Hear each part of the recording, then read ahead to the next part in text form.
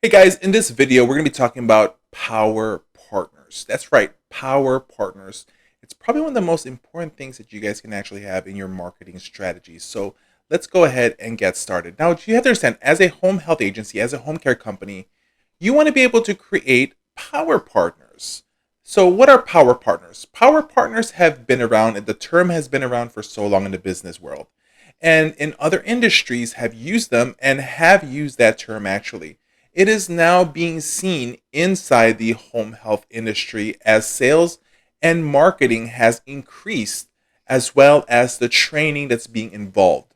What you do with power partners is this: these are the people that actually target the same people that you're targeting, yet they offer a different type of services. One example are home health marketers may want to be able to work with hospice marketers and liaisons as well.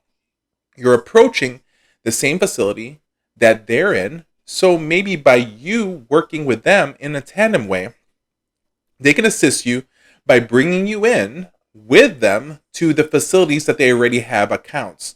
And you can do that cold introduction. From then on, it's your job to be able to warm it up for you to be able to generate heat and get these companies, these referral sources, whether it's a social workers at the hospitals or discharge planners from a nursing home, to get them to start referring patients to you. But when you create these power partners, you want to be able to have them help you, but you need to reciprocate and do something in return. You need to make sure that you actually help them as well. If they get you into one company, you need to be able to get them into another company. By you having power partners, you are then able to guarantee yourself, and you have more people helping more people to promote your company that are not even paid by your organization. When you create power partners, you don't want to just create power partners in one area. Normally, if I'm working a particular state, I will make sure that I have one power partner almost in every 5 mile radius. The more, the merrier, right? Now, the term power partners, I can take it a little bit loosely. There are people out there who have resources who targets your companies that you're targeting as well, but they may not be good at what they do. They may have inherited that particular location. They probably inherited that from another marketer. So what I want you to do is not to just look for power partners. I want you to look for power players, people that are amazing at what they do, and people that can actually help you and teach you to be even better. Do you want to hang around with people who are below you? No. You want people that's going to be able to drive you, to be able to push you, to be able to help you generate the leads that you want, for you to be able to make sure that your company becomes successful.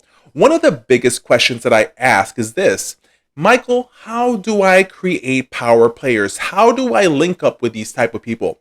Well, guess what, guys? They are everywhere. How are they everywhere? You are probably walking into a facility right next to one of them who's trying to walk in that facility right now. Introduce yourself. Find out people. I do this on a day-by-day basis. I try to meet people that I've never known before. I want to make sure and always open any opportunity. So, if you want to find these type of power players, go to networking events. You should actually go to about one networking event at least once a week. Once a week. One thing you can do is ask people, do they know people in the industry? If you are in this industry, if you are a marketer, if you are a liaison, if you are a CEO, you should always be meeting people. Another good resource is this: LinkedIn. LinkedIn is an amazing place to be able to go into. I was able to link up with thousands of people in my industry just through LinkedIn. It's a resource that is not used by everyone, but it should be. And the people that use it don't even know how to use it.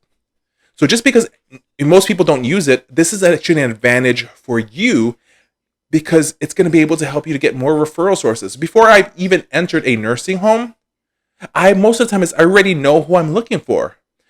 I already know who the administrator is. I already know who the discharge planner is. I already know who's the DON. I know who are some of the charge nurses.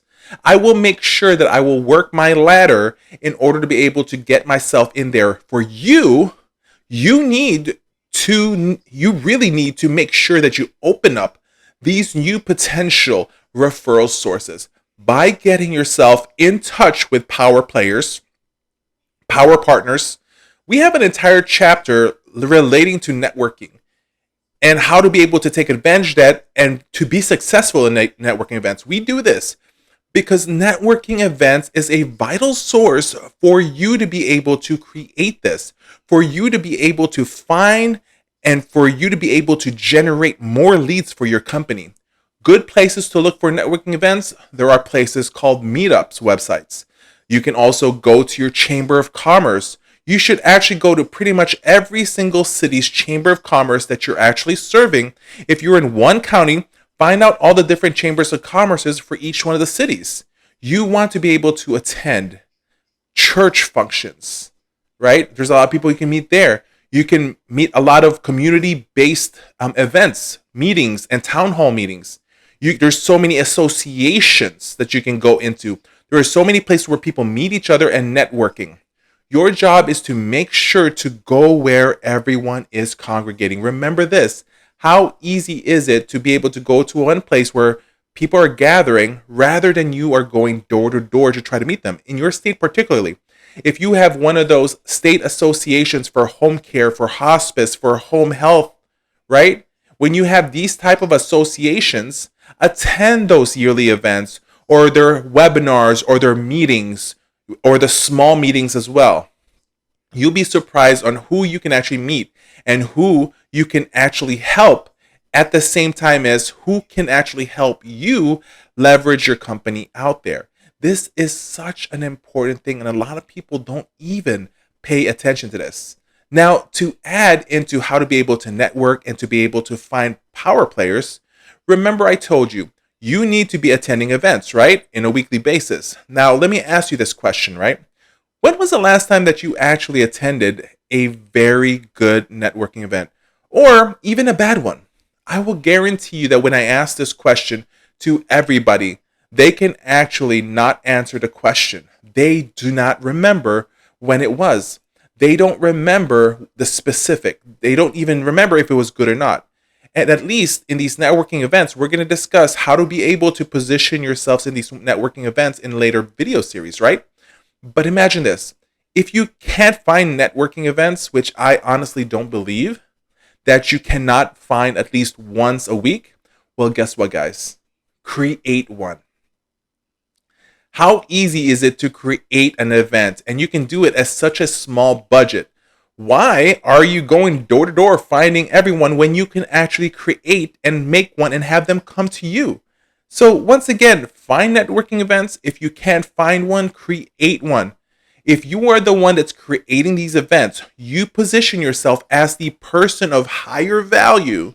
You're positioning yourself as that person that these potential power players are going to want to link up with. So make sure that you find the power players, and when you can do that, that's going to help you. And leave alone the people who cannot add value to you, right? Power players are the ones that you need to have. Make sure that you give back to people that's helped you. That's how a relationship is created. It's never a one-sided thing. It's a give-give relationship for it to actually work. If you keep on giving, they will keep on giving as well. So by you doing this, both of you guys are going to be able to win. Now, I've even seen power players join up who are in the same industry. They're both home healthcare liaisons, but by them teaming up, they can position themselves and get a referral source, those physician groups, and give them, both of their agencies, those patients, the choices for those facilities. But at the same time is they can beat other agencies, right? So it's okay to even team up with the same type of services, type of players. Remember, your competition is not just that one agency. Your competition is every single other agency that is servicing your area. And in some states, you're dealing with more than 1,000 agencies. And in some states, you're dealing with maybe just 50 or 80. But it doesn't matter. Understand that your competition is not just one agency. Your competition is everyone else. And guess what, guys? You have one more competition. And do you know who that competition is? It is you. And the reason why you are another competition is because sometimes is you yourself make yourself feel bad enough not to compete. So what you need to do is you need to compete against yourself to try to beat it every day. Guys, listen, there are so much business out there for you. The way to prove it is that there's other businesses that exist and they have the patience. Just imagine this. If you're competing against 100 agencies right now in your particular area, what if you can take one patient away from each one of those agencies? They will never notice it. It's one patient only you took every month. But if you took a patient from 100 agencies, that means that you have 100 patient census on a monthly basis. That's the power of being able to market your company. So if you have any more questions, make sure you let us know.